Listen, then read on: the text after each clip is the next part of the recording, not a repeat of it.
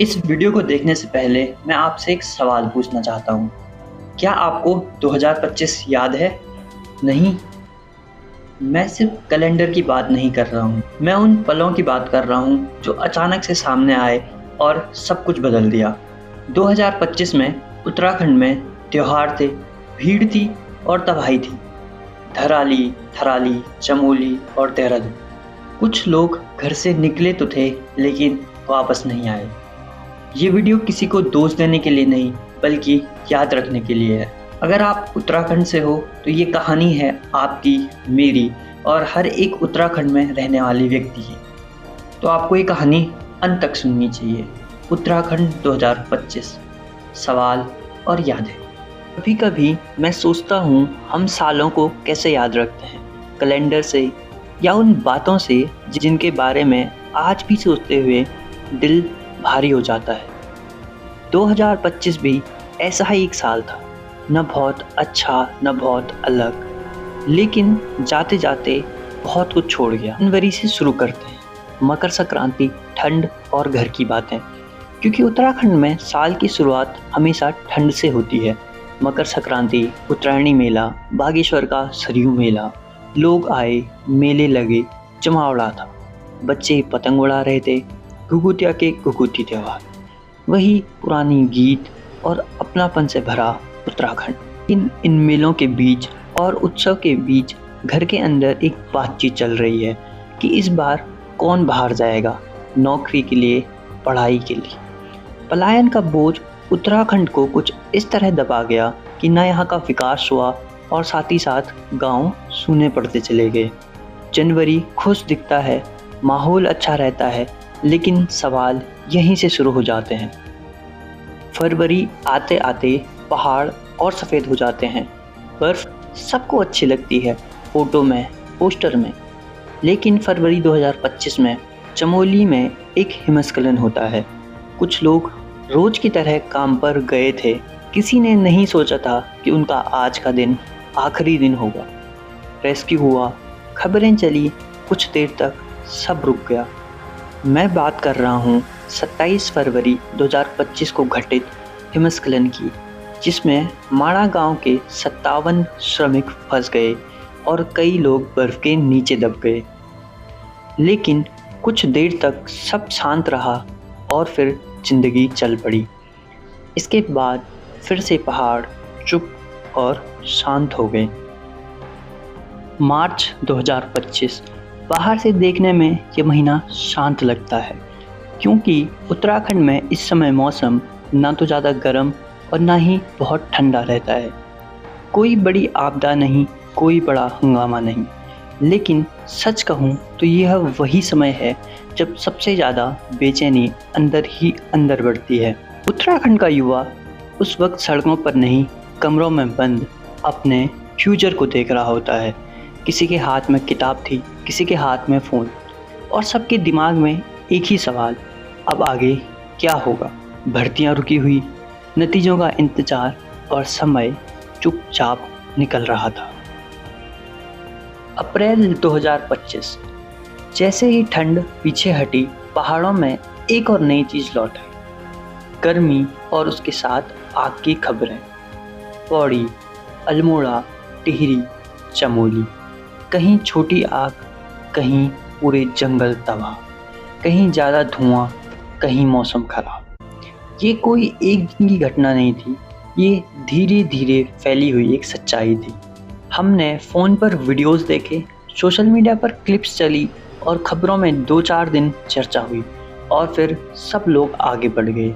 लेकिन जंगल वहीं रह गया और जलता रह गया, जला हुआ, खामोश और अगली बरसात का इंतज़ार करता हुआ। अप्रैल 2025 ने कोई नया सवाल नहीं पूछा, बस वही पुराना सवाल फिर से सामने रख दिया, क्या पहाड़ ऐसे ही जलते रहेंगे? मई आते आते 4 धाम यात्रा शुरू हो गई। केदारनाथ, बद्रीनाथ, गंगोत्री, यमुनोत्री। लाखों लोग और श्रद्धालु अपनी आस्थाओं को लेकर के 4 धाम पहुँचते हैं, लेकिन पहाड़ पर भी उतना बोझ बढ़ता चला गया। ट्रैफिक, कचरा, हादसे सब बढ़ने लगे। कभी कभी लगता है आस्था और संतुलन एक साथ नहीं चल पा रहे। जून का महीना साइलेंस बिफोर स्टॉर्म होता है। मीन्स उत्तराखंड में ये महीना थोड़ा अजीब होता है। बारिश आ जाती है लेकिन पूरी भी नहीं होती, कभी अचानक तेज और फिर कई दिनों तक बिल्कुल खामोश और सूखा। इसके साथ भयानक गर्मी होती है।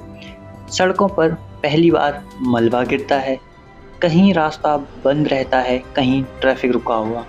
ये कोई बड़ी खबर नहीं बनती, लेकिन यही वो संकेत हैं जिन्हें पहाड़ हर साल देता है। चार धाम यात्रा चल रही होती है अपनी आस्था और विश्वास को लेकर के, लेकिन इसी बीच पहाड़वासी चुपचाप अपनी तैयारी में लगे रहते हैं। कोई छत ठीक कर रहा होता है, कोई राशन जमा कर रहा होता है, क्योंकि पहाड़ी जानता है असली परीक्षा अभी बाकी है। इसके बाद आता है जुलाई का महीना। ये वो टाइम है जब सबको पता रहता है कि कुछ आ रहा है। बारिश रोज हो रही है, लेकिन अभी तबाही बाकी है। रास्ते बंद होते हैं, फिर खुलते हैं, फिर बंद होते हैं। लोग और जनजीवन एडजस्टमेंट में चलता है। जुलाई चिल्लाता नहीं बल्कि शांत इशारा करता है, और जो पहाड़ को जानता है वो ये भी जानता है कि ये इशारा हल्का नहीं होता। अगस्त से शुरू होता है आपदा और तबाही का मौसम। 5 अगस्त 2025 उत्तरकाशी के धराली क्षेत्र में बादल फटने की खबर आती है, जिसमें कई लोग घायल होते हैं और कई लोग दफन होते हैं। लेकिन सच ये है कि ज़िंदगी बिखर गई। घर नहीं रहे, दुकानें नहीं रही, लोग एक दूसरे को ढूंढते रह गए। और उसी महीने थराली चमोली में फिर से बादल फटता है। दूसरी जगह वही दर्द। रेस्क्यू हुआ, जानें बचाई गई, लेकिन जो नहीं बचा वो हमेशा के लिए चला गया। सितंबर आया, लेकिन बदला कुछ नहीं। धराली और थराली में जिंदगी वहीं अटकी रही। मुआवजा, कागज, वादे और लंबा इंतजार। इसी के साथ देहरादून में छात्र सड़कों पर थे। भर्ती परीक्षा, पेपर लीक और भविष्य को जोखिम में देखकर आवाज़ उठाई। कोई पहली बार आवाज़ उठा रहा था, कोई आखिरी बार। उनकी बात बहुत साधारण थी। हमें सिर्फ ईमानदारी चाहिए, पेपर लीक को जल्द से जल्द रोका जाए। लेकिन जवाब हमेशा की तरह साफ नहीं था। फिर अक्टूबर नवंबर का महीना आया, त्यौहार आए। दिवाली, दशहरा धूमधाम से मनाया गया। 9 नवंबर उत्तराखंड का राज्य स्थापना दिवस। इस उपलक्ष्य पर एक विशेष सदन का आयोजन हुआ, जहां पर हमारे प्रतिनिधियों ने जमकर उत्तराखंड के विकास की बात की। ढोल डमाऊ बजे, लोगों ने याद दिलाया कि हम पहाड़ी हैं। दिसंबर साल का अंतिम महीना, लेकिन इस महीने में बहुत सारी घटनाएं सामने आई, जहां पर जंगली जानवर, बाघ, गुलदार और भालू ने इंसानों को नुकसान पहुंचाया। इस अंतिम महीने में सब इंतजार कर रहे थे बर्फ का, लेकिन बर्फ नहीं गिरी और पूरे पहाड़ और हिमालय सूखे पड़ गए। अंत में साल तो ख़त्म हो गया, लेकिन सवाल यही रह गया, क्या पहाड़ों का विकास हो पाएगा? 2025 हमें बहुत कुछ सिखा गया।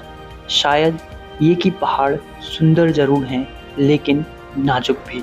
यादें हमें रोकती हैं और सवाल आगे बढ़ने पर मजबूर करते हैं। तो कैसी लगी आपको ये वीडियो? कमेंट बॉक्स में याद से लिखना। एंड अगर आपको ये वीडियो दिल से पसंद आई है तो इस वीडियो को लाइक ज़रूर से करना एंड चैनल को सब्सक्राइब करके हमें प्रोत्साहन देना, ताकि हम ऐसी वीडियोस और बना सकें।